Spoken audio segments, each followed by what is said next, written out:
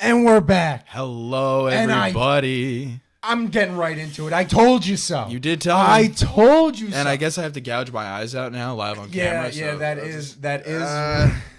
well, I mean, I haven't seen him. history. I haven't seen him in the jersey yet, so I'll wait till then. But breaking news: as of hours before this recording, I believe it was around noon. It was today? 11:30. I want to say around noon today. LeBron James has signed with the Philadelphia 76ers.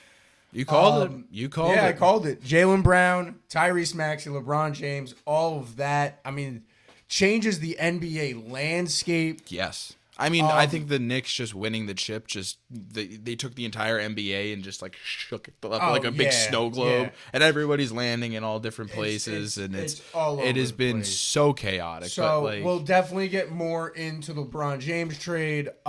Yankees, kind of up and down right now. They're performing, but they're doing all right. As much as we've talked about it, now is the time. The trade deadline is on Monday. Yes. It will be. Is it on Monday? It will be a day after this. This is posted. We will post this on Sunday morning. We're recording it on Friday night. It is on Monday. August so 3rd. Moves have to be had. Yes. Not this Monday. Yes. The upcoming. Yes. The following. Yes, I understand. I'm a little slow. I'm sorry, folks. But yeah, so it's gonna be Yankees. You got. They have one about a week, and they need to address what they. Well, we'll get into that when we get into that. Got about a week to go make some moves. Yes. I think even less time because I don't think baseball, at least in my opinion, baseball is not as much as a beat the clock type of deadline as it's the days before. So we'll see how that turns out. UFC, we want to talk about that. We missed you guys last week, so we didn't get to talk about. And there's definitely stuff to talk about. Yes, there is. UFC 329 was something. It definitely was. It was something. Something I won't forget. So we'll see how that rant goes. And then, as you see, Vin is in a special shirt today. Oh, yeah. We got special colors behind us with the lights. NFL training camps are underway. I believe there are 3 or 4 teams as of recording. Yeah, if you want to double check that for me. I want to say it's 3 or 4 teams. I know the Panthers are one of them because they just had a guy suffer a bad injury. Yeah, exactly. The Panthers are one of them that have started NFL training camp. It is the late July. We are getting into August. I believe it is at least the teams that are playing in the Hall of Fame game. It's the Cardinals and Panthers, the Seahawks. They're reported to start on July 17th. But we got the Patriots on the 24th, so they actually started today. So the Patriots start today. The Rams tomorrow, the Rams tomorrow, the Niners tomorrow, the Jets tomorrow. So everybody's basically starting to kick off these next couple of days. So we're here. We're going to be seeing all the clips. Football's coming back, baby. Football's back. No, football is back. So we have some few buy or sells that we will talk about that we'll have a little fun with at the end of the episode. But plus a little bit about I did a little bit of research on the local teams, just some stuff to keep an eye out, we'll see. But let's get into the news. Yeah, let's get into the You said it at the beginning of the show. LeBron James is a 76er. I can't believe it, but at the same time, it makes so much sense. We said that even on that episode. I know. We were sat there and we were like, this just makes so much sense for LeBron James to end up in Philadelphia. When Rich Paul talked about trying to push a team over the hump, I think in the coming weeks, a lot of people sat there and kind of didn't necessarily fully believe LeBron when LeBron went into the offseason, even saying it out loud, that a championship is my number one priority. That he wanted to play for a contender. And I think a lot of people didn't believe that because when you take that into consideration, if we're going to really break it down, right? Golden State with the addition of LeBron James. They're not. They become a contender. Okay, but you got to go through Oklahoma. Yeah, you got to go through OKC, San Antonio, Minnesota, Denver. The list goes on. Exactly, right? The Rockets, who knows? Same thing with, no offense, the Cleveland Cavaliers, if we're going to be honest. As good as that Cleveland Cavaliers team is, with the addition of LeBron James, I don't know that they're necessarily get you over the hump. That next team. Miami Heat, all right, you have Giannis, a whole different story. LeBron didn't happen. But from day one, when it was cleared out that he goes, it would have been New York if they didn't win a championship. I think the path for Philly was set there. And that's so cheap. You know what I mean? I hate that. For LeBron he's chasing a ring, but also trying to be that, like, I want my own Rocky statue at the end of the day. LeBron said if the Knicks could win without me, I'll do a George Washington and I'll cross the Delaware into Pennsylvania. Opposite. Yeah, exactly. Yeah. Or was no. I don't remember. I don't remember You're either. the history guy. I should know that. Yeah, you're the history that's guy. Bad of on the me. two of us. Either way, he crossed the channel. Yes. We got there. And LeBron James is a Philadelphia 76er. Now, the question is when it comes to the 76ers team is Joel Embiid.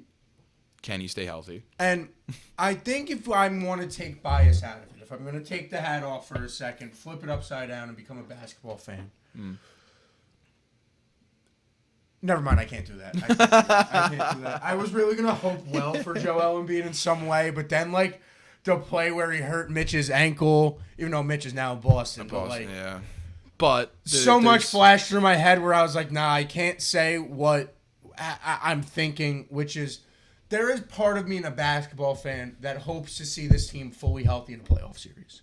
The Sixers? Yeah. Yes. Just from a basketball, from a basketball perspective, I would love to see this team in a playoff like fully healthy in a playoff situation.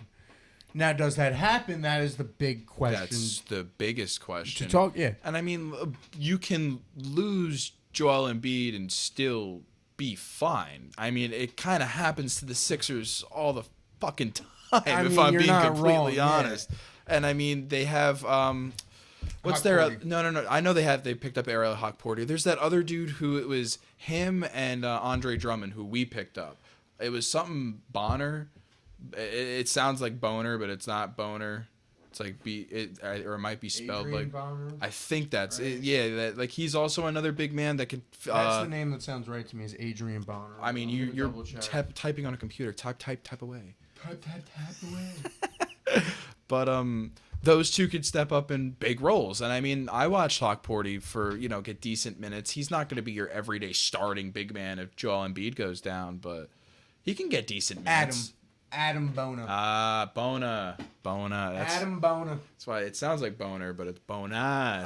It's an Italian. We might get demonetized here. All right, stop it with the talk over there. I'm sorry. I'm have to bleep those out in post. We'll see what happens. It's a dude's name. You can't hold that on No, me. the other one you were saying, the one that sounds like. I'm joking with you. I'm playing with you. Okay. Bro, we don't have an audience to get demonetized yet. I'm demonetized by posting. We don't make money here. Yeah, we don't. We do this for the love of the game, boys. For the love of the game. But back to the LeBron talk. I mean, LeBron, like, bro. Tell you what, it won't be easy for Knicks fans to invade the Xfinity Center if anymore. We're going to be honest at the end of the day, you keep saying that, but you want to know how I feel about this? You want to know how I feel about this at the end of the day? My soundboard, what a bro. dud, bro. My soundboard. What were you trying to play? I was trying to hit this. Bing bang.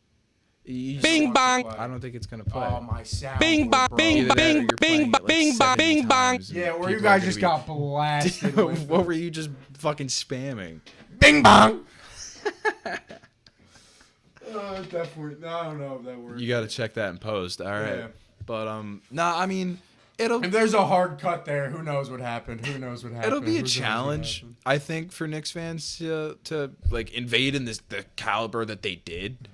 Like, bro, like if it was basically like a home game. Oh yeah, even during the regular season. It's gonna be difficult, but like I don't know. See, now that's the sad part though. Philly fans just don't like the Sixers. They just don't show up for their team. Philly fans, even if they show up for the Philadelphia 76ers team. It's going to be hard for me to listen to Sixers fans talk smack to Knicks fans when I'm going to look at them and go, bro, you're here for Bron. Because last year we sold out your building. And I know we sold out your own building in the playoffs. And now you're going to show up. Why? Because Bron's here? But, like, LeBron doesn't even act like I would be that guy showing up for Jaylen Brown. I'm not really showing up for LeBron other than the fact that, like, that is one of the greatest guys to touch a court of all time. I get to see him on my team. That'd be pretty dope. Talking about it, I do have to give a shout out. I don't know if he's gonna watch the episode. My freshman year roommate, my boy Gavin. He's from Philly. Shout out. He's a Sixers fan. Oh, word. Bro, he was like, he's in the bronze-sexual category. I remember having arguments with him. Oh, so this is like the best day of his life right now. Oh, my God, bro. He even commented on one of my posts about it where he was like, oh, my God, bro, I'm crying. Dreams do come true. Yeah. And, like, I can only imagine. He might have cried real tears of joy when he saw that alert. But I mean, it's not in set in stone that it's only for a year because he did sign a 2-year deal. There's a chance you get depending on how far up the playoff ladder they climb this year. Like, say they make it to like the semis or like even the Eastern Conference Finals. Yeah, I could see him running it back for next year. Exactly. Here's the thing I have to bring up. You're also a big WFAN fan, so you probably even heard this earlier today. Do you not also see a path where we're looking at a man that at the end of the day, yeah, you've been in LA. Yeah, you've been in Cleveland. Yeah, you've been in Miami. You haven't been in the Northeast. Oh, okay. Well, I mean, Ohio's kind of Northeast. No. The media. Oh. Well, do you not see a world where LeBron James has a bad 4 games? Oh my God, bro! And the city of Philadelphia turns on him. They're gonna be calling him LeBum, bro. And he doesn't know how to handle it. I would say because it's never happened. A team has never. He's never been in a situation where a team could turn. He's always been that dude where it's like at the end of the day we got Bron. Yeah, because I was about to say like he was in that market in LA where he could have faced that criticism, but he was like savior. That's coming what I mean. To the league. When he came to LA, it was before Luka. He brought AD with him. He got that championship in the bubble. So like at the end of the day, when he started to decline slightly, because he's still Bron, there's not a huge decline there. You couldn't really feel the want to push him out because it was like at the end of the day, it's still LeBron. If this Philadelphia Sixers team, falls flat, you see LeBron take a bad shot in a big game against the Knicks, even if it is in the regular season, Celtics or the Pacers, or you see him fall flat in like an NBA Cup game early in the year where like someone feels like that. Can you not see this media? And the city of Philadelphia. I see the fans. That's what I'm saying. Ravenous turning on him media. Completely. Yes. And how does LeBron James handle that? That is a big question for me. I've got my bag. I'm one of the richest players in the world. This is my farewell tour. Y'all are some bums. I mean, that's my response. Rumor has it LeBron's gonna be in Jersey now. So LeBron, if you ever want to come on Split Decision, yeah, we'll just plop you right in the middle here. We film on Friday nights. I could get in touch with Rich Paul. Just let me know, all right, bro. I'd love to have you on. It'd be an honor. It'd be an honor because this is realistic. This is a realistic shot in the dark. Yo, at that point, King of England, come on. Donald Trump, come on. Just any world leader, come on. No. Well, all right. Yeah, maybe not any. Maybe not any. Not any. I can list a few really quickly. Yeah. That we are not allowing on the show. Yeah, all right. Okay. Fair. That's All right. Back to LeBron. Back to King James. The question now arises again. Where are they the favorites? For you, are they the favorites? I mean, I'm sitting here in a Knicks hat with a Larry O'Brien trophy on it, so you know my feeling. I mean, we have clearly expressed our bias for the Knicks on this show. As of earlier today, they were both plus 600 to win the NBA Finals. But realistically, if you break it down and try to strip some of the bias out of your soul, are the Philadelphia 76ers the favorite to win the East? No. Personally, no. Take the hat off. Opinions aside. I still think the Knicks are better. Jalen Brunson. From what we've seen, yes. But also the fact that it's just like, I just don't believe. I need to see. I need to see what this team looks like before I can even start saying, "Oh, bro, they're gonna make it to the finals." I could say that with the Knicks last year because they were in the Eastern Conference Finals, and I knew what this team looked like. And the Knicks returned a lot. This is a whole new Philadelphia 76ers exactly. Even bench wise, I don't know how they're gonna mesh with each other. I don't know how this coach is gonna. I don't know. The East is gonna be interesting because you have a lot more cards to fall. Draymond's a free agent, even though he's more likely or not going back to Golden State.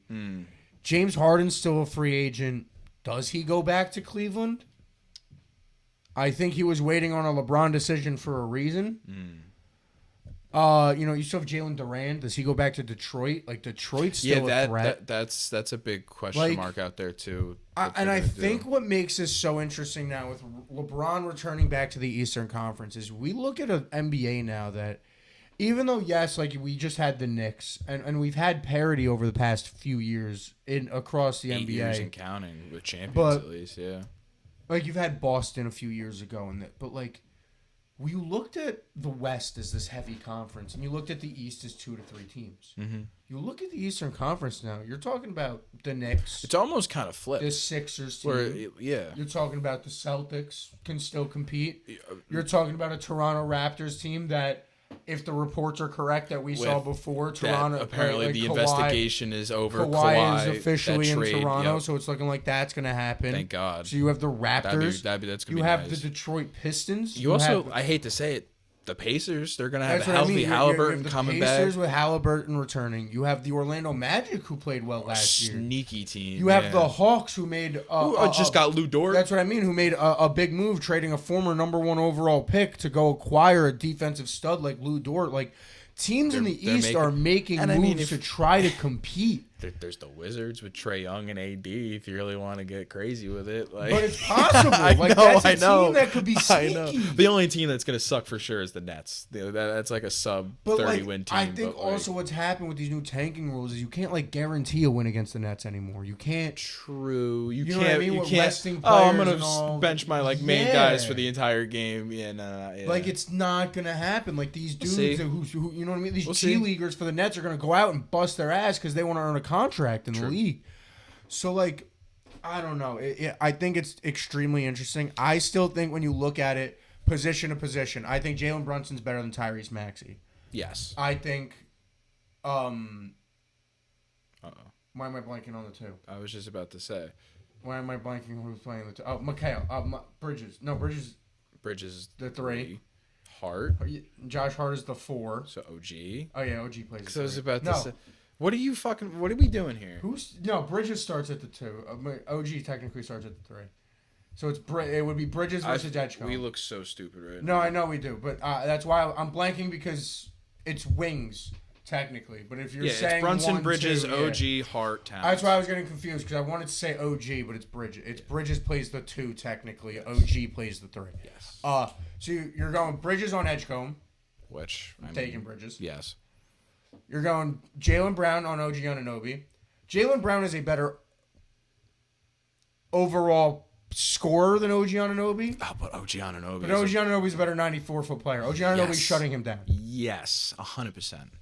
Josh Hart and LeBron James, I see some issues. I'm not going to lie. Other than the fact that Josh Hart glazes LeBron James. Well, Josh Hart, that might help. Honestly, Josh Hart's knowledge of LeBron James, extensive knowledge of LeBron James's arguably daily routine may help Josh Hart be able to defend LeBron. Possibly. And then Karl Anthony Towns is better than Joel Embiid. I'll start there. Hands down. And then Joel Embiid's not healthy. Karl Anthony Towns is better than whatever center they're playing otherwise. 100%. So I agree. When I see that matchup, bing bong, I take it to Knicks. Let's hit it again. You know what I take? Bing bong. I take it to Knicks. All right. Yo, that bing bong is probably so loud. Yeah. If it even works. I'm going to have to... No, I actually looked. I definitely spammed it 7 times. Nice. So that's going to get cut. All right. I definitely spammed it 7 times. Why am I talking leaning so far back? You guys can't hear me back there. LeBron, man. LeBron's a Sixer. It had to be done. I mean, Adam Silver was complaining it just that helps this he needed to pick a team. It just helps this New York-Philly rivalry. Yeah. That's insituated. Speaking of, yeah. And the Yankees just played a game against the Phillies tonight. Shout out Cammy. Cam Schlittler. He is looking like a true ace. Bro, he had a night tonight. What do you have, 11 Ks? He had 12 strikeouts, no walks. I believe it was 7 innings. Shutout. Complete shutout, no hits. It was great. Not complete shutout because he only pitched 7 innings. A complete shutout's pitching all night. But 7 shutout innings. Yes. Looking dominant as ever. And so nice, that is so needed when our offense is still just it's streaky limp. Now. I don't know. I wouldn't call it limp. That's what I'm saying. I would call it streaky. Other than the Paul Goldschmidt homer, what else happened tonight? But you're talking about one night. Go back the other nights. You got to look at the Yankees. I will. We scored. Look at the past 5 games. In the doubleheader, we scored 5 runs in one of them. Well, that was from a Ben Rice 3-run home run. But it's happening. We win 5-3. We win 2-0. The first game against the Pirates, we won like 8. Yeah, we won 8-5. Yeah. Well, that game was crazy. We were just going back and forth. You know what I mean? It's so yeah, you're right. I'm going to be honest. I'm not expecting the Bats to get going against the Dodgers. No. But limp was probably the not right word. Streaky probably is the better word. It's streaky. It's very much they show up for a game or two and then will fall off, at least in my opinion. Because, like, I don't know, tonight, like you said, like you got 1 run. It was a boring night. I mean, we have the Paul Goldschmidt home runs, what helps, but, like, I don't know. We finally have it back. I can say it in full. The Yankees finally, fully healthy, have the best starting rotation in baseball. Yes. That's even without Carlos Rodon, too, when you think about it. I watched within 24 hours of each other, Garrett Cole and Max Fried combine for 17 strikeouts and 3 earned runs, all of which were given up by Garrett Cole, but we'll talk about that on a later date. Garrett Cole... Oh, you said 17? It was actually 18. Oh. Cole had 11. Oh, yeah, Cole had 11. And right. Max had 7. You're right. Cole had 11. But still, like, amazing. I do love Garrett Cole. Now, Garrett Cole does have this little bit of a problem that once he gets hit once, it seems like everything just goes awry, which is exactly what happened in that Pittsburgh game. He gave up... Bro, he's literally throwing a perfect game. I know. Gives up a single, and then 3 pitches later... I said it to myself. I'm like, oh, fuck, he's line rattled. Drive to short porch that just snuck out. And then the same dude... Which sucked, too, because it spoiled such a good outing. And then Nick Gonzalez hits the second one against him, too. Which gets him out of the game. But... Which at that point, where he was even arguing with Boone that, he kind of shunned him away, that Boone was like, let's come... And he's like, nah. And that's what happened in the Dodgers series, too, sadly. You know, he pitched a good game, that first game against the Dodgers. Boone comes out. He's like, hey, how you feeling? Shakes him off, and then... Give me one more. Well, that one too many. Yeah. Exactly. It happens. It does. And I think... Can't expect him to be perfect. It's one of those situations where you look at, against the Dodgers series, Cole's Cole. He has the right to do it.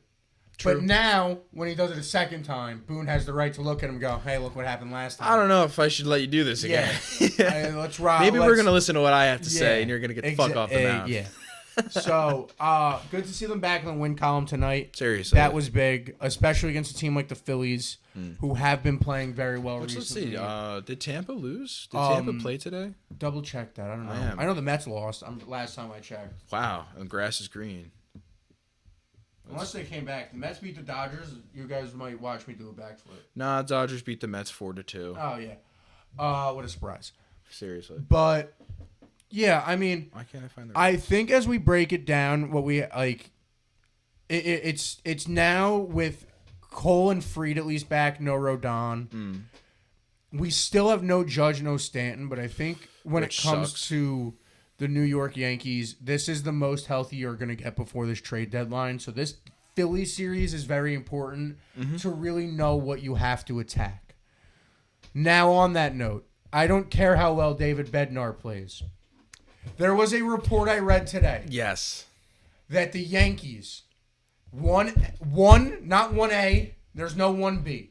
The number 1 target for the New York Yankees for this trade deadline is San Diego Padres closing pitcher Mason Miller. And then Cashman wants to go big game hunting. Vin, let me tell you why this is a good idea. Get out the rifle. Vin, let me tell you why this is just slightly a good idea. Mason Miller. Let me hear why it's slightly a good idea. No, that's what I'm saying. It maybe might be a good idea, right? Yeah. Mason Miller Maybe. has pitched 41.2 innings so far this year. Okay. He has 25 saves, right?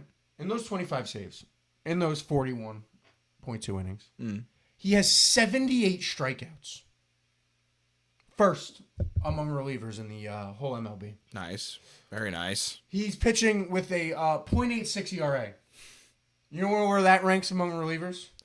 First. I'll jump the gun. Okay. I don't have to have a guess. It's first. A .64 whip. .864 whip. Damn. Which, if I had to guess, is that first in... It is first among relievers. Very nice. So what you're saying is... Wait. I'm not done. Oh. He has a 48.8 strikeout percentage. Which is... First among relievers. He has a opponent batting average of a 147, which is first among relievers.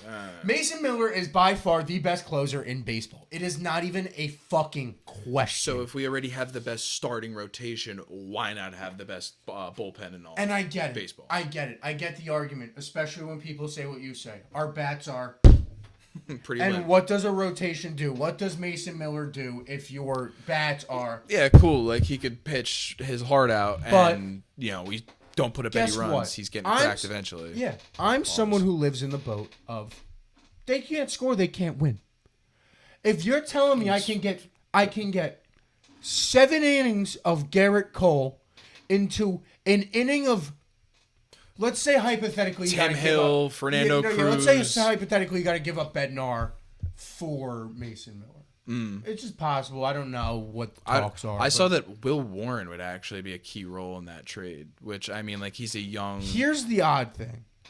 I think if you could somehow keep Bednar, and that's what I'm saying, you go, I could live in a world where I go... If we live in a world where David Bednar and Mason Miller are both on the Yankees... That's what I'm saying. If I could live in a world where I could see Garrett Cole go 7 innings one night, right? Then Cruz comes in, pitches an inning and a half. That's all we need. Mason Miller comes in and closes the game, right? And then the next night I could see Max Fried pitch. Throw either Tim Hill or Paul Blackburn. Tim Hill comes in for an inning. And then I could see Bednar close that next night. I don't see what is going wrong. I don't see how teams are scoring runs against the New York Yankees. I mean, obviously, pitchers have bad days. There's a lot of baseball. Obviously. And they're not going to be unhittable. But it'll be such a huge... Like, it brings the Yankees to that next level where it's like, is this what gets us over the hump? Is this what gets us to the World Series? I think there's more. There is more, and I think I said it on the log show. I'll say it again. I have my perfect trade deadline. It's Mason Miller and it's Ryan Jeffers. Yes, I 100% agree. I think they need to address the catching position. Yes. I think it's time to either trade Austin Wells or move on from Austin Wells, or I don't know. Either put him back. Dare I say, trade one of the other two. You're saying get rid of either Escara or I think Sanchez. I think the bat is fixable for Austin Wells. I mean, it totally is. He had 20 home runs last year. I just don't think the fixable could happen at the major league level. Yeah, he needs to be sent down. So that's why I say you give up Escara and some other people. You know what I mean? But like, if you were gonna tell me, but like, does Escara really have the trade value that an Austin Wells would have? I don't know, but like, Austin Wells defensively is. Now he's amazing. That's why I don't want to lose him. Here's the other side of trades that we haven't talked about. That I talked about a little bit on my own show, but I wanted someone else to talk about this with. We've talked enough on the show about Ryan Jeffers. That's why I'm kind of skimming over it. Yeah, we just went over Mason Miller. Yeah. There is a possibility, there is a world where we're looking at a Yankees team that has 6 outfielders with a healthy Aaron Judge and a healthy Giancarlo Stanton. You're looking at a Yankees team that has 2 young outfielders that could be very key trade pieces in Spencer Jones and Jason Dominguez. But I don't want to get rid of either of them, bro. I like the Martian, and I want to see what Jones can become. I really do. He reminds a lot. He's been equated to like a white Ohtani in the way he, just his physical, like his stature, like they're almost similar in size. What everyone loves to call but him like too. he's copied Shohei's hitting technique, where like he does. If you watch his like front foot, like he turns his ankle. I'll never forget it because the first time I was watching one of the AAA games, and the announcer pointed out, "Oh, he actually copied that from Shohei," and he just smashed one into the parking lot. It's just like, I don't know. So like, okay, I haven't that's seen a cool little Spencer Jones yet, and I'm not gonna lie, right? If you told me, right, if you called me tomorrow morning and I was dead asleep, right, and you told me, "Hey, Logan, the Yankees just traded Spencer Jones, 2 prospects that we don't really know, that are like, you know what I mean, like middle tier." Not top 100 prospects. Yeah. No, like top 100 Yankee prospects. But I'm saying, like, you know what I mean, like someone like in the 20s, like, you know what I mean, not a Lombard. Not Lombard, not a Laurent. Ben Hess. Yeah, none of those. Are you upset if you're saying Jason Dominguez, 2 prospects, went to the Washington Nationals for C.J. Abrams, and Volpe? And Volpe. Like, we'll put Volpe in that too. No, because one of the shortstops would be included in that. So let's say it's Jason Dominguez, Volpe, 2 middle tier 20, 30, you know what I mean, ranked 20, 30 prospects. I feel like that's a lot. For C.J. Abrams and prospects in return. Like same ranked prospects in the Washington system. And it's not. It wouldn't be like detrimental getting rid of Volpe because we would have Lombard waiting in the wings to at least either take short. Well, no, C.J. Abrams is shortstop. Oh, he is. Okay, yeah, that's what I'm saying. C.J. Abrams is a starting shortstop. I don't know. Okay. Well then, I mean, would I be disappointed? Yes. Would I be like, oh my God, this is the worst thing ever, even if the Yankees win a World Series? Obviously not, because like it got them to where they needed. I'll one-up you for the star. Would you be upset if you woke up tomorrow and saw Spencer Jones, Anthony Volpe, and a prospect, maybe 2, for Jeremy Pena? No, not at all. Not at all. But that's what I'm saying. It would suck that like 2-3 years from now I got to see Spencer Jones in an Astros uniform. That's gonna suck.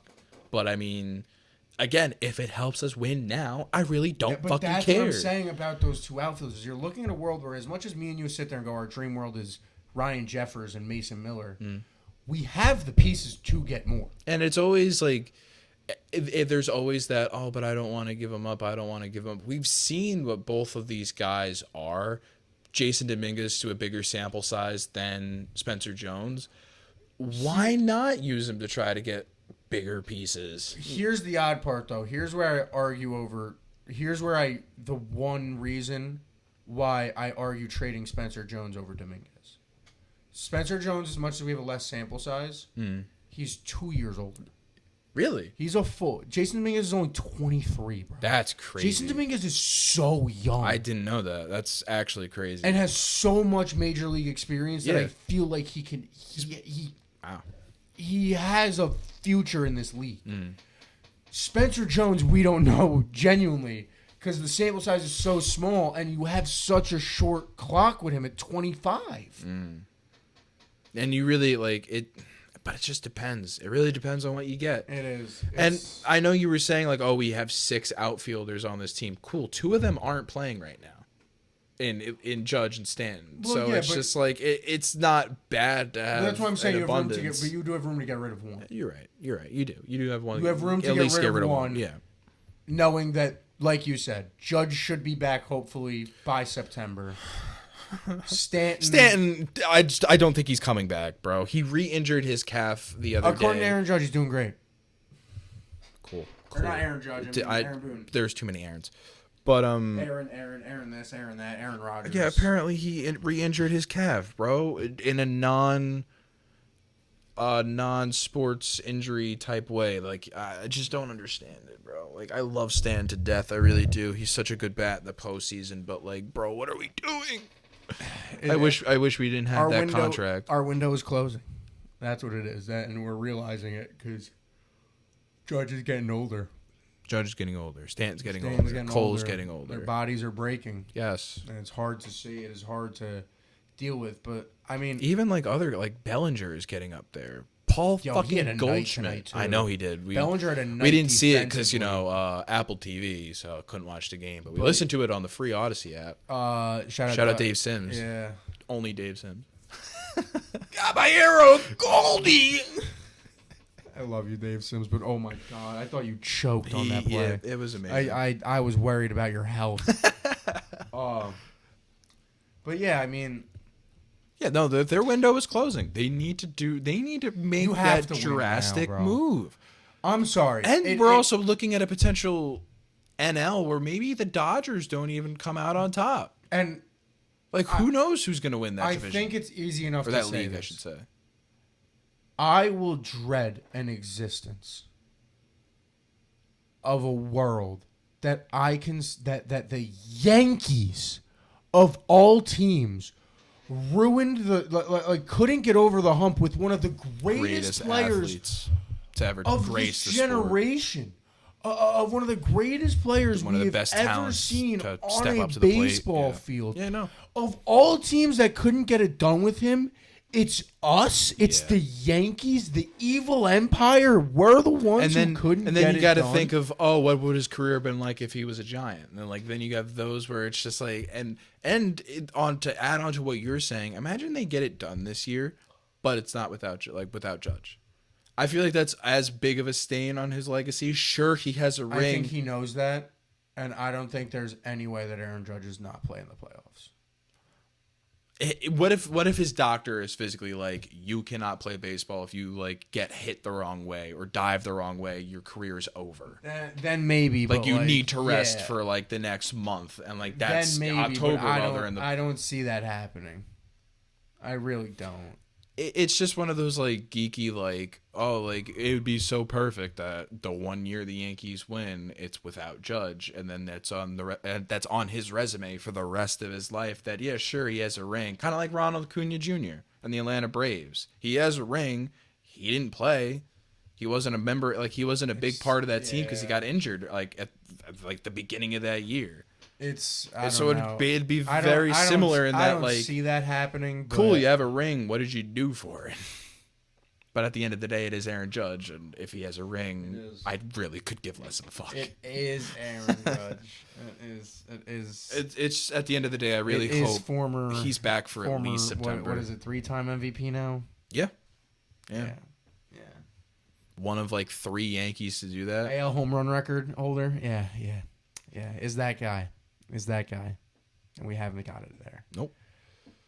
You know who misses it though? Yeah. The guy over in Flushing. He misses being in the pinstripes. I'll tell you that much. See, it's I don't miss him. That's the funny part. I'll be honest, and it's you would think, Logan, why you bring it up if you don't miss him? I kind of miss one. So I'll be honest. No, I don't. I can kind of sit there. I could be that Yankee fan that's just I kind of wish he was still on our team. No. I love the grass. For us, the grass was greener on the other side. It wasn't. For him. Yes. Bellinger, all these pieces that you brought in, you know what I mean? Being able to call up Ben Wright, just all these things that have happened since that have made room for, you know what I mean?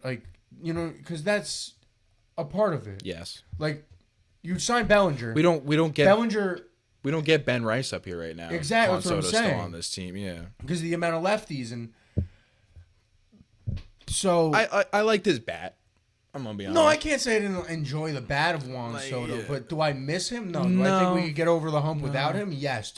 Can he get over the hump without us? Well, he's got 10 years to do it, or 15 years to do it. Yeah, that's if him and Lindor don't choke each other out by the end of it. All right, hot take: Lindor's not a Met by the end of the trade deadline.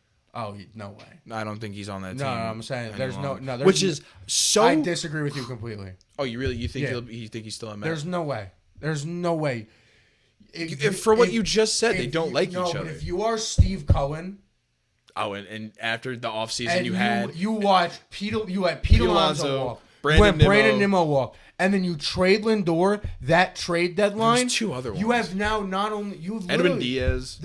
Edwin Diaz is weird because as much as you could argue they let Edwin Diaz walk, they didn't. No, it was a situation where you guys they signed Devin Williams behind his back, and they were like, "Well, what the fuck? All right, I'm out of here." Still, they were expecting to bring in Devin Williams as a setup pitcher for Edwin Diaz. Womp womp. But like you would be looking at a situation where I don't know. I'm not a Mets fan. Thank God. Yeah, but. Bro, if you're a Mets fan and you watch this, we're not trying to pick on you. I'm a Jets fan, so I get the pain. I really do. But like, if you trade Lindor, that whole fan base is turning on Cohen in the sense they already have. No, but you have now traded the last piece of that NLCS core. So then that gives you an option to make a new core. But Lindor was the thriving piece. And yeah, because Alonso was the bat. You know what I mean? Yes. Nimmo was a help. Yes. Lindor was the reason. I mean, I understand. They almost made him a captain on a David Wright day a couple of years ago, and then Steve Cohen came out with the whole thing where like there'll never be another captain in the Mets, and it was just like, okay. Like Lindor hasn't really played much this year. He's been injured a lot this year. And when he has played, he's had some boneheaded ass errors. No, yeah, he hasn't had a great year. No, like he hasn't been the Lindor of past. If you are going to trade Lindor based off one bad season, that is another reason why it's a bad decision to trade Lindor just one right bad now. Year, Well, no. The return that you're getting for Lindor is not the return that you should be getting for Francisco Lindor. You're right. Because he's been injured and he's not playing. You're getting going to get pennies on the dollar for some somebody who, you should be getting gold bars. Exactly. So, I don't know. Mets are going to Met, though. It's a rough situation, man. Yeah. It's all been downhill since they lost that series to the Reds last year and missed the playoffs. Yeah. A complete collapse. Ever since the Reds to series, start the Juan Soto tenure as a Met. Yeah. And it's just kind of been downhill collapsed. From there. Yep. Just absolutely collapsed. How do we get on the Mets? I don't know. Juan Soto? Yeah, but like, how did we even bring up Soso? I brought him up. Okay. Because he misses us. That's right. He can't win a ring without us. No, I mean, he already has his ring. So. I mean. Washington, yeah. He got one. He's got one. It's more than Judge. He sits there. They ask him all the time, what's the most most fun you've ever had? Oh! The Yankees. The Yankees. Playing with the Yankees. Oh, I cry every night dreaming of Aaron Judge. The Yankees. Nice. Yeah, that's enough about baseball.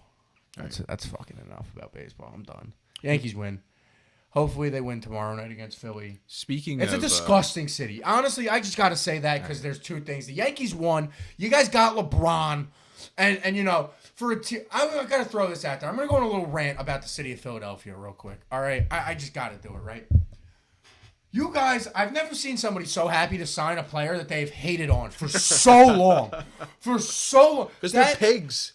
The Philadelphia fans, they're pigs. Like, bro, that is like... They're menaces. That is like if I celebrated like us like trading for Tyrese Halliburton. I'd be like, no, you see the face you made? Oh. I'd be like, that's anti-Knicks. If I see him in a Knicks show. Like I'd shiver.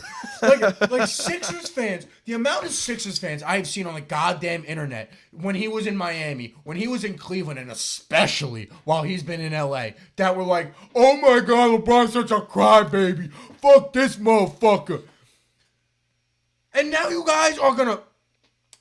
And all of that, and the Phillies, you guys sold your souls for the Phillies, and then they played like shit. You guys stopped supporting them, and they fired their head coach. That's what always happens. And then they finally play well. Like look at the football team, too. Even when the football team underperforms, they give up on the team, even though they're at like a 9-win season. Like, it's...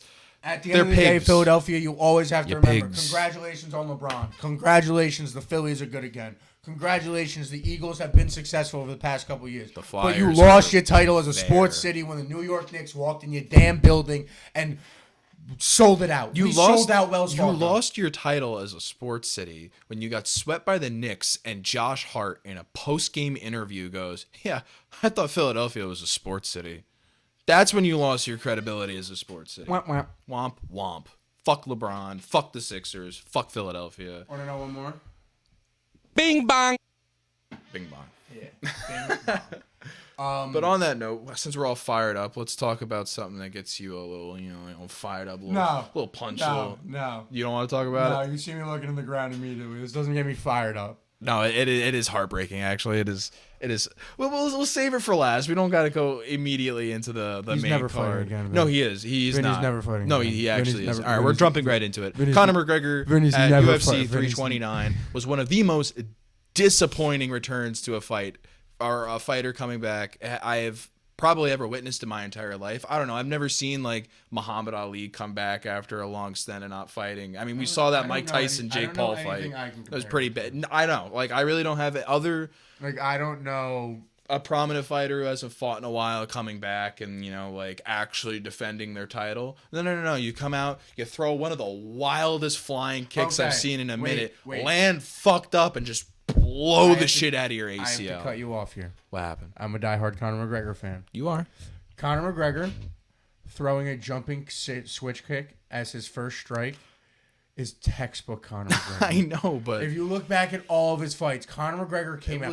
Even the fight where he broke his leg against Poirier. You want to know what he did as his first thing? He kicked him. He did a jumping switch kick. Conor McGregor, that's what he does. So the strike itself is not an odd choice. No, it's just sad because it's like that, bro. Yeah, like it was as a Jets fan. It was like watching Aaron Rodgers. 4 snaps into the 2024 season, just blow his fucking Achilles, and it's like that's it. Yeah, that's what watching 1 minute of the main card of UFC 329 was. And bro, because that's all it was. It was a minute and like 19 seconds. I have to say, medical stoppage. Like the big thing. Crazy. The big thing for me with McGregor is you could feel it. Like, as much as I was hyped and the foggy dudes were serenading me, you know what I mean? To the city. Like, all of it, bro. It was beautiful, by the way. Oh my God. And then, I got so hyped. But then I looked at Conor. Something was different. I looked back the next day. And it was something was different, man. When Conor walked out, something was different. And I can't remember who it was. It could have been MMA Guru. It could have been Demetrius Johnson. It could have been Dustin Poirier. There was somebody in the MMA space a lot bigger than me who said this. You talking about somebody the knee thing? No, okay. About Conor. There was something that just felt like it. And it kind of hit me 2 days after the fight that Conor McGregor, when he fought Dustin Poirier, what was that, 4 years ago now, right? Well, 5. Or 5 years ago now, yeah. Conor was going back because he wanted to fight again. Mm-hmm. I didn't feel that way. It didn't look like that. Yeah. Conor didn't have the confidence that Conor McGregor exudes. Conor McGregor was going back to be in the limelight. He wasn't going back to fight. Conor McGregor didn't want to fight again. He wanted fame again. Yeah. He's addicted to the fame. Can you blame him? He has a very addictive personality. And he loves it. Like, that to me was the part that, looking back at it, is the one that is the part that might have solidified the situation that he is never going to fight again. I don't think he will. I think he's going to try to. And I think Dana's going to sit down with him and go, Conor, you don't want to fight. You want your name out there. You want the press conference. You want the promotion. He'll fight again. It won't be for the UFC. You don't want to fight, Conor. I don't you know what I mean? Yeah, I mean he could always fight like Bellator, BKFC, something like that. He might fight some unaffiliated league that he's back out there, but it's not UFC. There's a new European, a new Scouser who's a star. If you need a new face of the league, I can be the new face of the league. I can do it. Conor lost. I'm the new face of the UFC. I'm a Scouser. Our Scousers don't get knocked out of here, Patty the fucking baddie. And I went on my personal rant about this about a week ago on the Log Show. But, bro, BSD. Sold? I was like, you could kill people. And he basically killed himself. Right?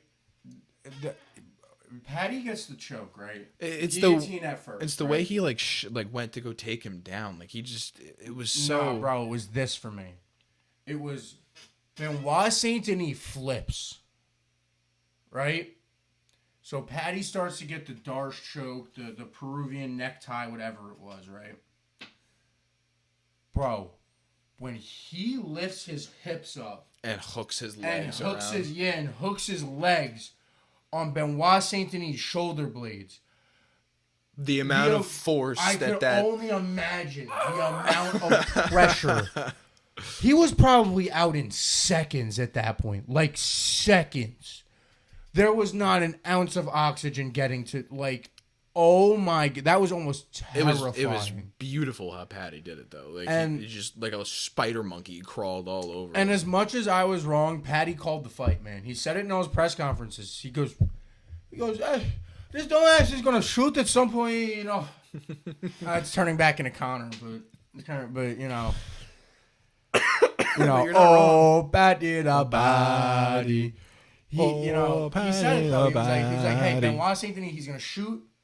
I'm gonna pull guillotine right there. He was gonna make a dumb decision to shoot early on a pull guillotine and have him done. And he spoke it into existence, man. That's exactly what happened, and he had an exceptional performance, man. Any other fights you want to talk about that night? Bobby Green, that one was fun. Yeah, dude. King Green was I had fun. money on that. It was so all right. God damn it, bro. Let's talk about that. Bro, Terrence McKinley was beating his ass. I'm like, oh, bro, there goes the lay. I just sold. I sold. And then all of a sudden, King Green just found this beast in the last 20 seconds, and he gets on his ass, and he's pounding his face into the fucking mat, and then all of a sudden, the whistle blows, and he's the winner, and I was so happy.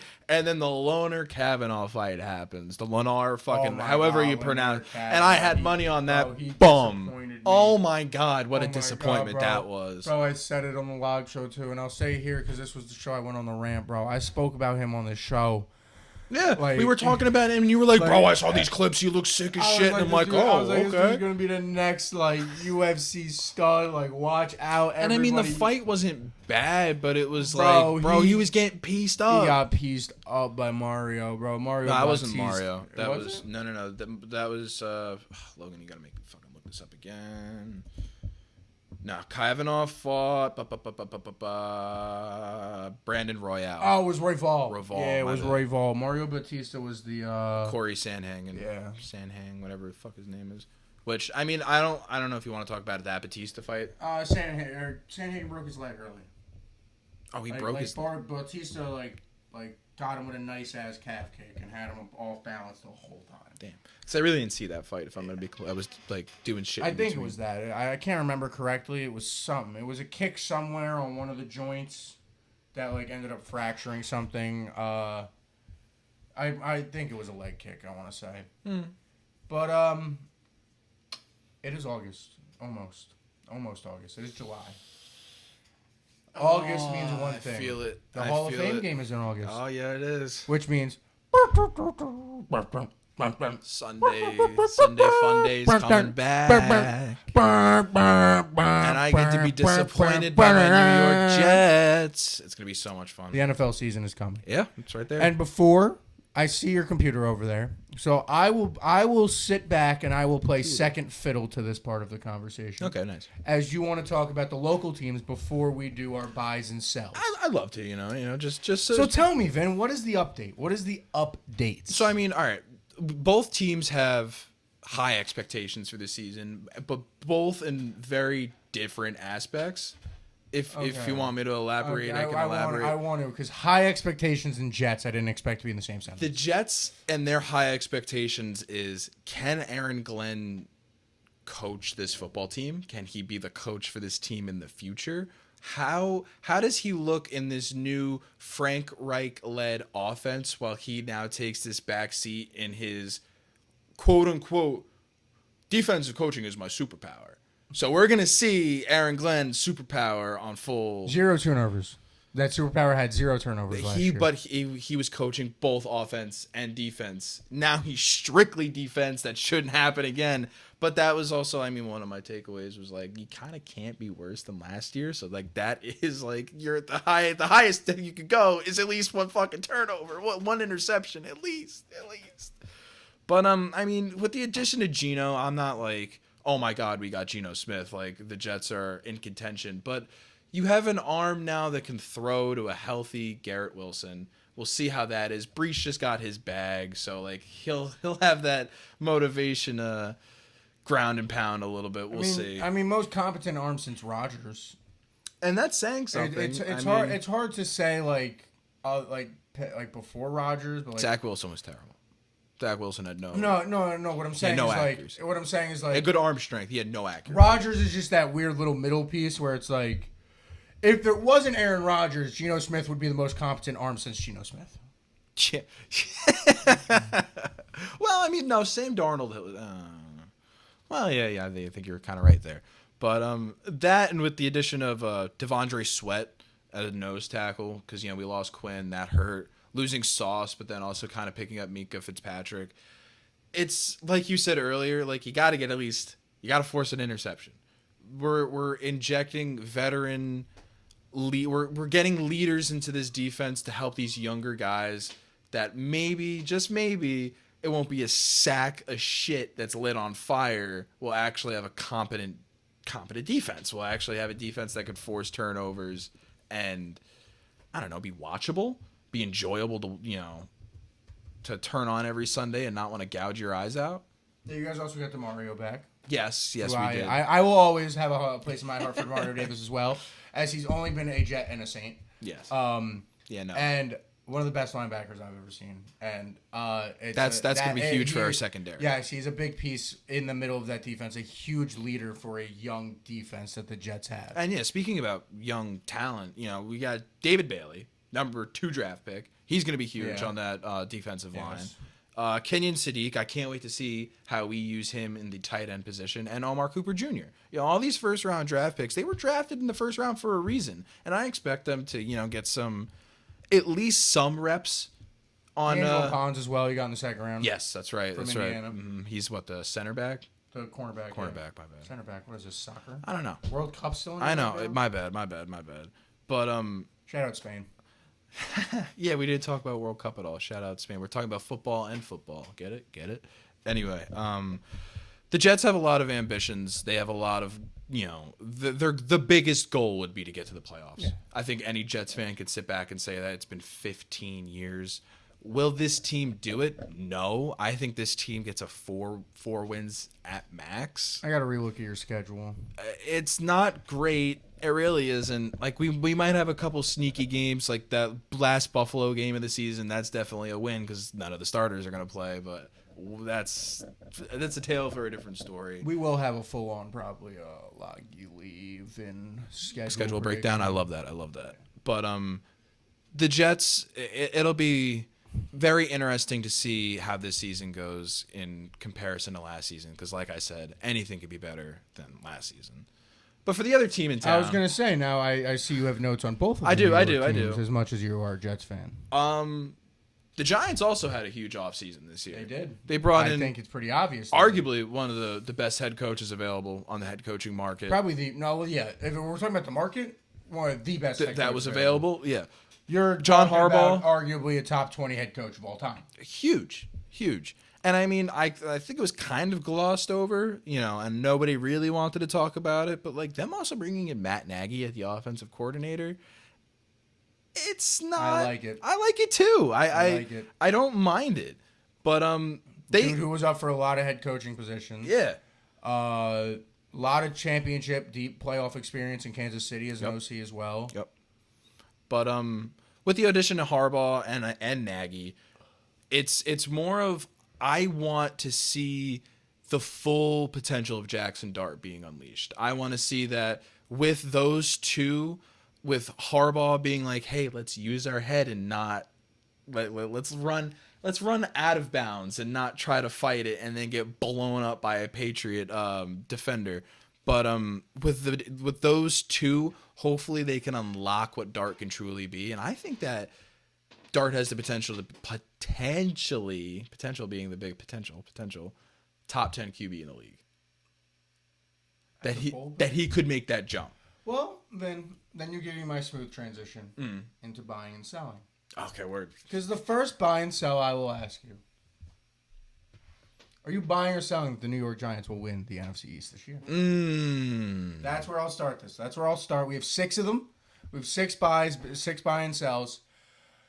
On the topic of the New York Giants, I'm glad we're staying on the Giants. Right into it. Good, because I still have a little bit more on the Giants that could kind of help with this That's argument. what I'm saying. So, are you buying or selling the New York Giants winning the NFC East this year? The NFC East, we were talking about it before the show. Dak Prescott is low key like he's kind of filthy. He's kind of dirt nasty. Dak Prescott.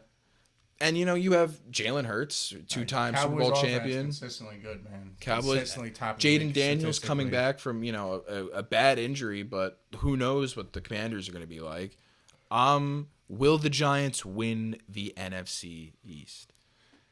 I mean, with the additions of Neighbors and Scat coming back from 2 bad injuries, they grabbed Darnell Mooney, Tramion Edmonds, hopefully give that squad a little bit more guidance and a little bit more veteran, prowess, I guess. I don't know if that's the right word. And you have, your rookies, Arvell Reese, Dog. That's going to be insane, depending especially on how they use him. And with Mawanoa, the giant offensive lineman, that, his whole job is now going to be make sure Jackson Dart does not get another concussion. There's a real chance they could really make a run for it if all the conditions are right. But if I had to buy or sell, I'm selling that. I don't think I could buy onto that. I'm definitely selling. Yeah. I'm not even thinking about it. I mean, you seemed like you had a little bit of an argument. I'm not even questioning it. I'm actually going to put it this way. I think this New York Giants team is incredibly overhyped. For this reason yes. This reason and this reason only. I have multiple reasons, actually. Okay. The first reason I like to talk about is this.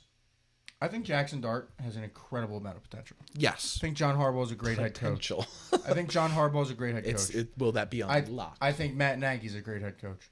It's their first year together. Yes. It's year 1. Yes. It's year 1.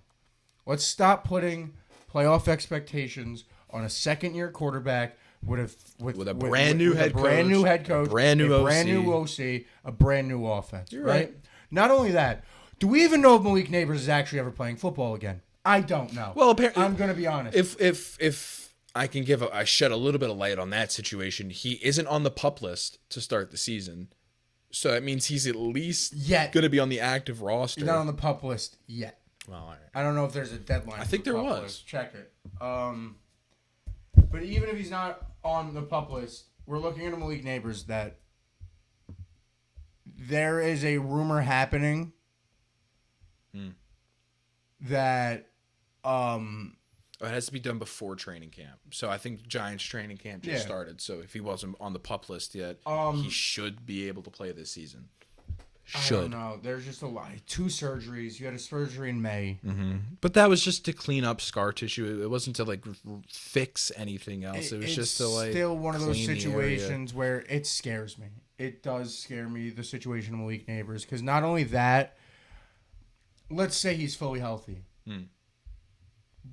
What is your explosiveness going over 2 surgeries in the past year on that same knee? I know. Your last surgery was less than 6 months ago. Even if it was just a fix of scar tissue, it's still surgery. It has nothing to do with the conversation, but I saw a clip of Tyreek Hill that he claims he still has no power in That's his what leg. And his injury was gruesome. Like, it was bad. Yeah. I'm not trying to say that, I'm not trying to compare their injuries to the same thing, but, if someone of his caliber is going to say that, Tyreek Hill will never be the same again. He will never be, topping out at 30 miles an hour, fucking running down the field. You know what I mean?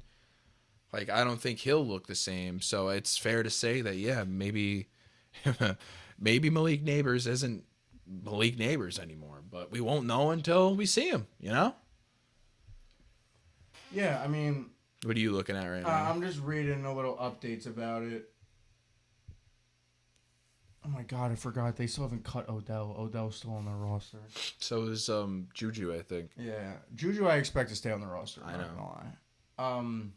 I forgot Odell was on the Giants again. Hey, I mean, I just don't see it. In a situation, like you said, in a division where you're looking at Dallas Cowboys, which is an offense that's consistently at the top of the league, George Pickens is one of the best receivers in the league. Oh my god! As of right now, and a healthy CD for like the entire season. Yeah, that's what I'm saying. Hopefully, you have CD healthy. Not only that, you finally have a defense there that has kind of come together after they took it apart last week. God, this guy, bro. Yeah, my brother wants to play video games. But yeah, like you have a situation where that defense is really starting to come together after. Let's be completely honest, just being abysmal. But it started abysmal. That's what I'm saying. Is it started abysmal, and then they traded for Kenny Clark from Green Bay, or they got him in the Malik the what's his name trade? Wasn't it Ryan Clark? No, Ryan Clark's the guy who just got fired from ESPN for people like us talk. We can't talk about football. Yo, that's crazy because all right, whatever. You're right. It is Kenny Clark. Yeah, he got traded for the Micah. Ryan Clark is the one that, like I said, we can't actually. This podcast isn't allowed to happen according to Ryan Clark because we never played in the NFL. So what does our opinion matter? Jack Squat, but I'm still gonna say it anyway. So, but back to what I was saying about Kenny Clark. I sort of forget his name for a second there. You bring in Kenny Clark. They also drafted a bunch of players on the defensive side of the ball. Yeah, I can look it up real quick if you want to vamp. And then on the other side of it, I think a lot of people have somehow forgotten about the Philadelphia Eagles. Caleb Downs. That's what I mean. You got Caleb Downs. Malachi Lawrence. I'm going to say this wrong. Just Sean Brom. The Michigan linebacker, right? Yeah, that's a tough name to say. Devin Moore, center back. That's what I mean. You got Caleb Downs, who I honestly, I don't know how I forgot about that. Same. You have literally who I thought might be the best player in the entire draft. All the way to 11. Yeah, my Saints didn't pick him. And then like I was just getting into, I think a lot of people were kind of, maybe it's just me because I'm in New York, so all I hear is WFAN and New York media and the New York Times. And, very biased. But I haven't, this is an Eagles team that hasn't lost much. You still have Jalen Hurts. Yeah, you lost A.J. Brown, but... You just got Malachi Lemon. That's what I mean. You just got Mekhi Lemon. From Mekhi Lemon. You still have Devonta Smith. Mm. You still have Saquon Barkley. Mm-hmm. You still have one of the best offensive lines in the league. Mm-hmm. And not to mention it, as much as people love to hate on him, you still have Jalen Hurts, who, contrary to popular belief, is a top 10 quarterback in the NFL. 100%, which, I mean, yes. As much as everyone loves to argue that, Jalen Hurts can't throw the ball, blah, blah, blah, you cannot name me 10 quarterbacks genuinely better than Jalen Hurts. You can't do it. Active? Yeah. As I was about to say, yes, I could definitely name 10. All right. Yes. All right, we've been spending a lot on this one. But yeah, let's so we both selling the Giants. Both selling the Giants. We're both selling the Giants. They're not winning the NFC East. I don't think so. To stay with division winners, are you buying or selling that the Kansas City Chiefs will return to the top of the mountain that is the AFC West? Get back to their rightful place on the throne. On the throne of the AFC West. That's a great question, honestly. I don't know. The Chiefs are interesting. Pat Mahomes should be ready for the beginning of the season. Like, when you look at it, you still got Andy Reid. I'm trying to, you did lose, what's his face?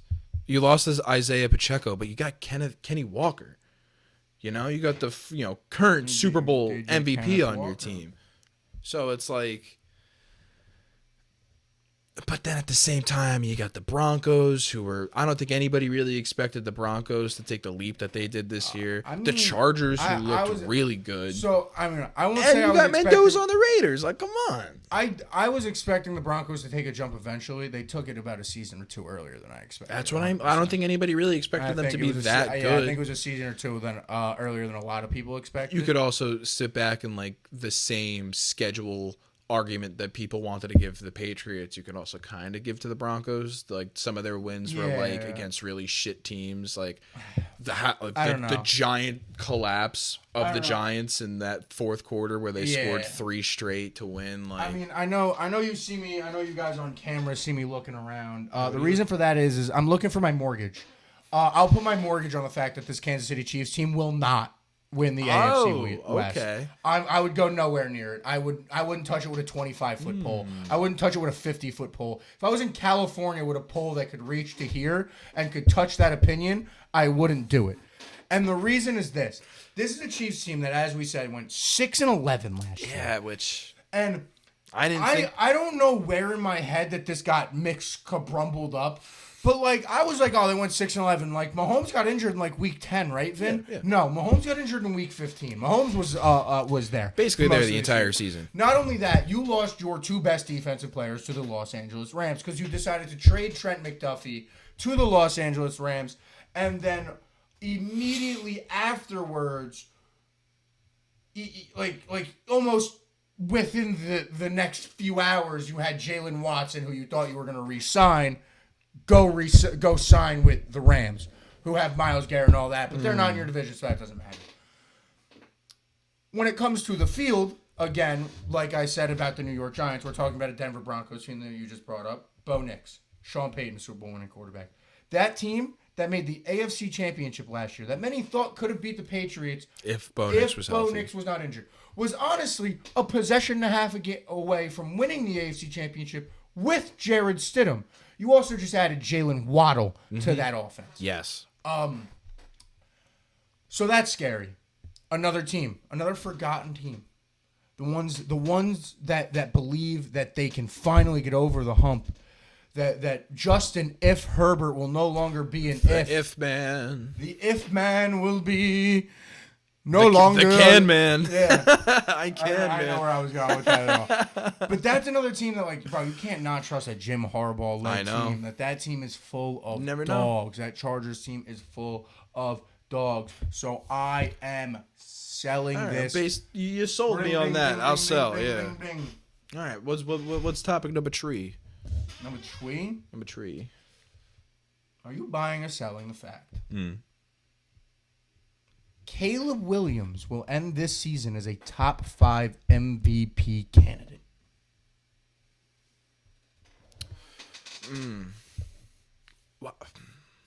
What's the strength of the Bears schedule? Could you look that up real quick? Because that, honest to God, really does, like, give me the perfect way to answer that. Because if it's like, I mean, again, like, I hate to pick on the Patriots. Like, you just look at Drake May last year, had one of the second easiest schedule in the league, and the Bears have the second hardest schedule. So you know what? If the Bears run it back and make it back to the playoffs, I don't see why not. If I'm being completely honest, I could buy into that. It just does this. I mean, you lost. Who did they lost somebody during this offseason? Or am I thinking of the Packers? No, that was Romeo Don. All right. I don't remember them losing anyone major. No, I know. You know what? Yeah, I can buy in on that if I'm being completely honest. He has to finish what, top 10? The Lions got worse. The Lions traded Montgomery away. The Lions got worse. The Vikings are having a. I don't know what the hell's going on over there. Yeah, they have a QB competition between Kyler Murray and 9, and J.J. McCarthy. So I don't know. I could buy in on the fact that, like, the Bears could be that good when their division. I'm buying in on Caleb Williams. I mean, it was a dude who finished 7th passing yards. They had 6 fourth quarter comebacks last year, which was best in the league. I mean, I think everyone remembers that magical one with that magical play at the end where he just kind of chucked it up. Against the Rams? Yeah. That was insane. Really I mean, they don't end up winning the game, but, like, still, like just Caleb Williams is all this magic. He reminds me of Baker Mayfield, just with so much more athleticism and, like, I remember saying this with Caleb Williams coming into the league. I was like, Caleb Williams has to be able to do what he does in college to be successful in the NFL, which is run around like a dumb fuck and chuck the ball up and throw dots. Yeah. And I didn't think he'd be able to do it. Well, and then last year he was doing it. Hey, can he Ben Johnson figured something out after a full season there, and they were doing it. And I can't see why in a division where, yeah, like you said, if they have the second hardest schedule, you see this dude, throw for, 4,000, 3,500 yards, 3,600 yards, have a bunch of touchdowns.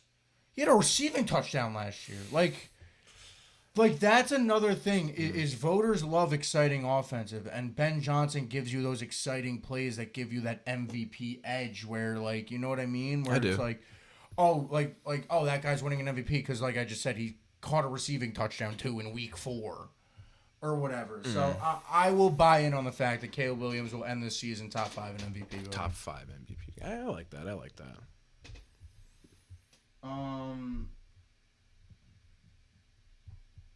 So, number 4. We'll end it here.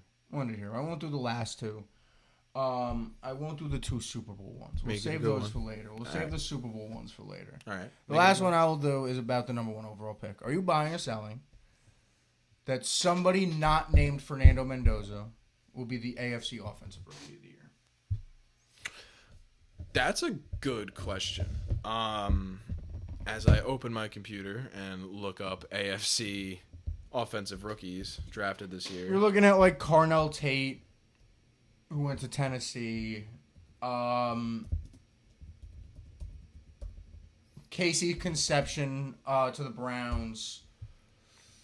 Omar Cooper, Sadiq for you guys if they have a breakout year. Those are really the names that you would be looking at. If that's the case, no, I think I gotta sell that. I think it's kind of a lock for Mendoza, if I gotta be completely honest. I just don't. You don't really see it with like receivers or even tight ends, if I'm being completely honest. Like, it's always on that. Like, what do you mean? I watched it happen this year. Oh, that's right. It did. I personally watched it happen in the NFC this year, where Tet won over Tyler Shook. Mm-hmm. You're right. It did. That did just happen. It depends on the type of year he has, because I mean, like, yeah, you look at both Tyler Shook and Tedera McMillan and the years they had. Carnell Tate, with Cam Ward. You know what I mean? Fernando Mendoza. Kenyon Sadiq with Geno Smith. Kenyon Sadiq can stretch out. He's an athletic tight end. Could be a Travis Kelce type of player. I don't know. I just the league desperately wants to make Mendoza into something. Fuck it, I'm buying this. That's what I'm saying. I'm buying it. I don't think Mendoza wins offensive rookie of the year. I don't agree with you. I gotta sell. I don't think Mendoza starts till week 7, maybe week 8. That I could agree with, maybe, where like he doesn't start right away. Week 7, 8, that's a little late. No, I don't see. I could see Raider Nation being like, I'm done with Kirk Cousins. Let me see. I'll Mendoza. double up on this buy or sell, and we don't have to get deep into it. But I'd buy on the fact that we don't see Fernando Mendoza until the trade or until their bye week. Damn. Which is depending on when it is. I was about to say, is that like a week 4?